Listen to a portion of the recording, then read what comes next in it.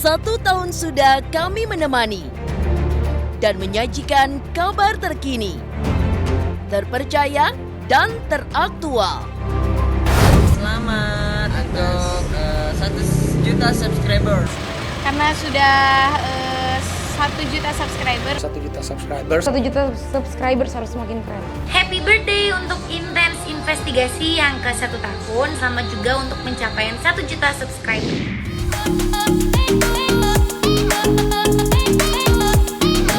Selamat ulang tahun buat Intens yang ke-1, semoga makin sukses menjadi infotainment nomor 1. Sukses dan selamat untuk Intens. 1 cinta untuk semua. Terima kasih pemirsa Intens Investigasi. 1 tahun, 1 juta subscriber, 1 tahun Intens Investigasi. 1 cinta untuk semua.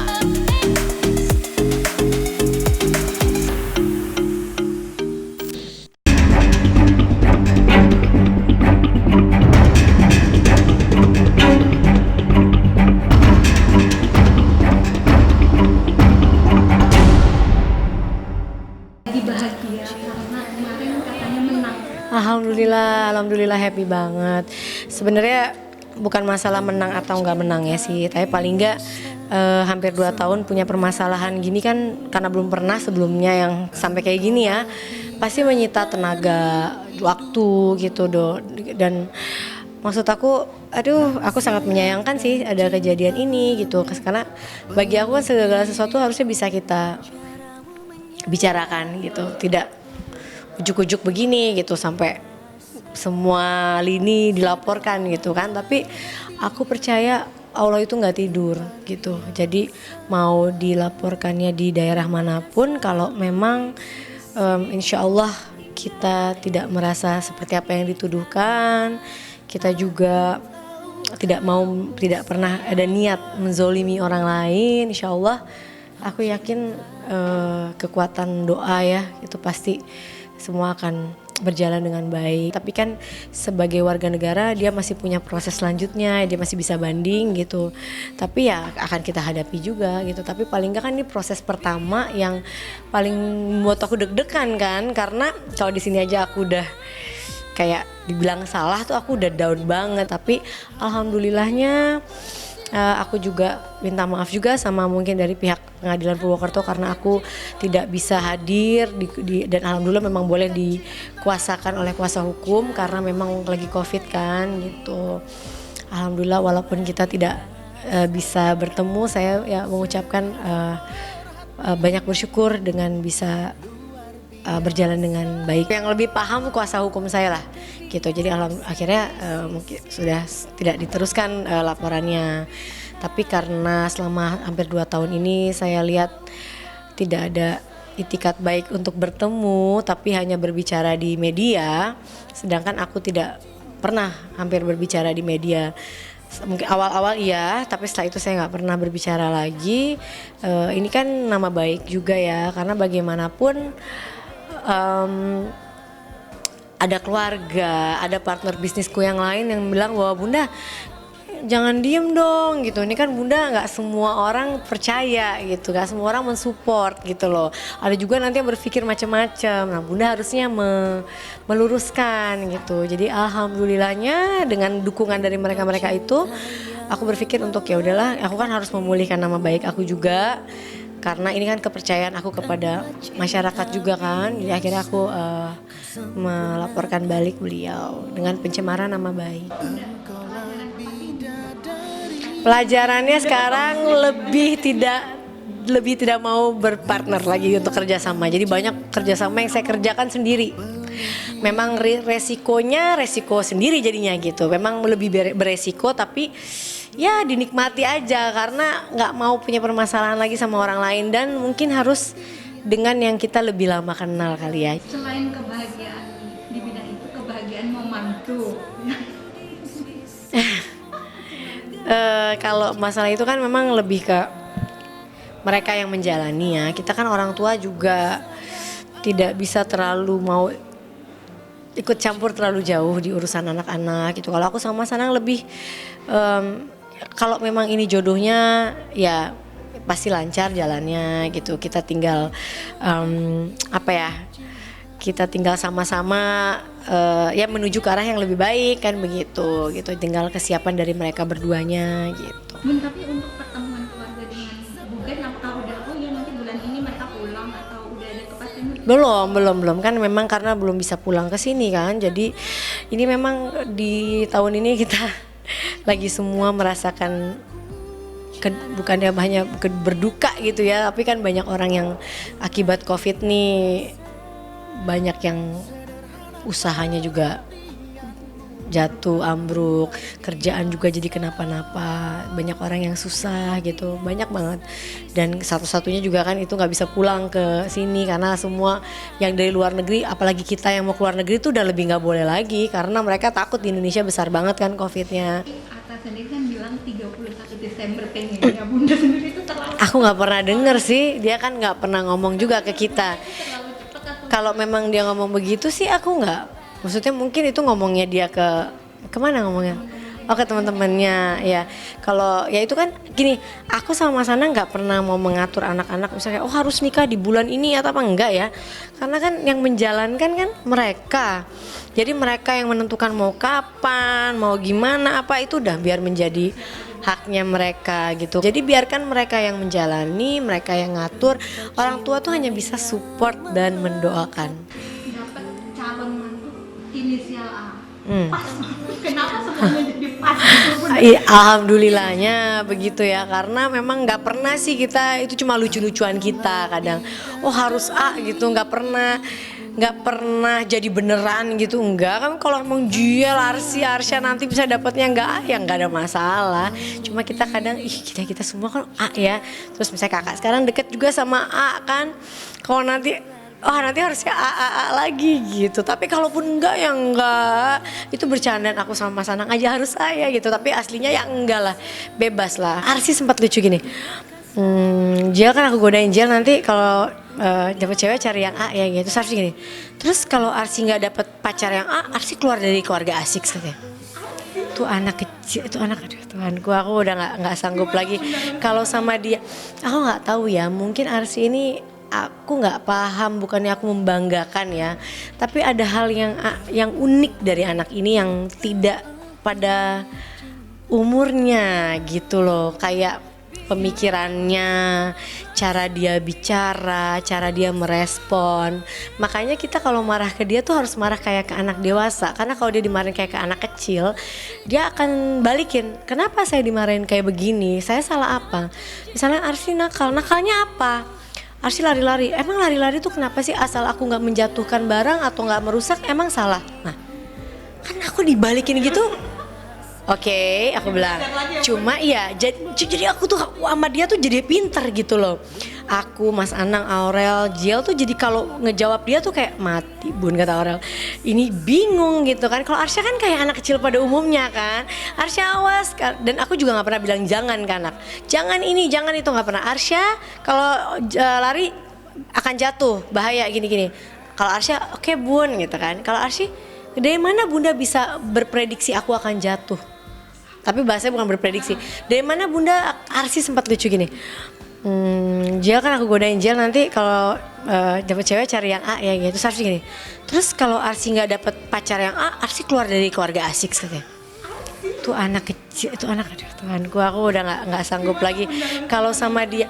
Aku nggak tahu ya, mungkin Arsy ini aku nggak paham, bukannya aku membanggakan ya, tapi ada hal yang unik dari anak ini yang tidak pada umurnya gitu loh, kayak pemikirannya, cara dia bicara, cara dia merespon.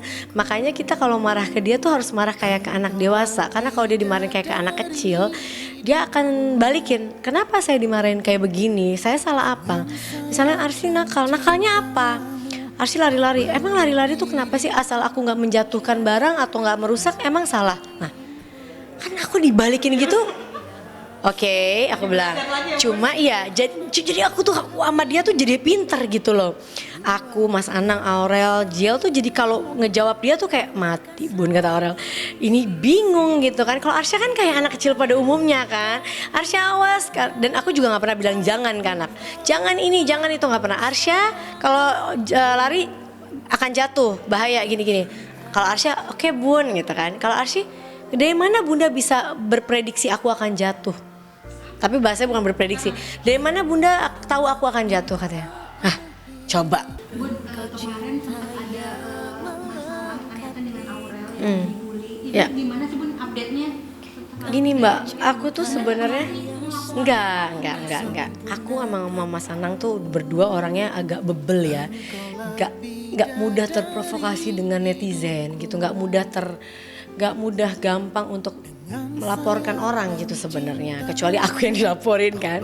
Jadi kemarin memang tujuan aku datang tuh untuk menambah BAP laporan aku, karena kan aku melaporkan balik yang aku dilaporkan, ya aku dilapor balik lah gitu, masa aku diam terus. Jadi aku melaporkan balik gitu. Nah pas banget aku dibutuhkan tambahan BAP karena penyidik baik banget sih, maksudnya mereka membantu banget aku untuk kemarin nggak terlalu banyak ke sana gitu kan. Nah kemarin ada tambahan BAP yang harus aku hadir bertepatan dengan malamnya aku habis posting si anak itu, kasus itu. Jadi dipikirnya aku ngaporin itu, padahal enggak. Dulu Aurel dibilang oplas, Arsy waktu lahir kan kecil karena aku punya masalah kan, bayi tua, bayi kurang, udah hancur banget kata-katanya. Kita nggak sakit hati ya maksudnya, tapi udahlah biarinlah, kita nggak mau laporin. Hasilnya apa?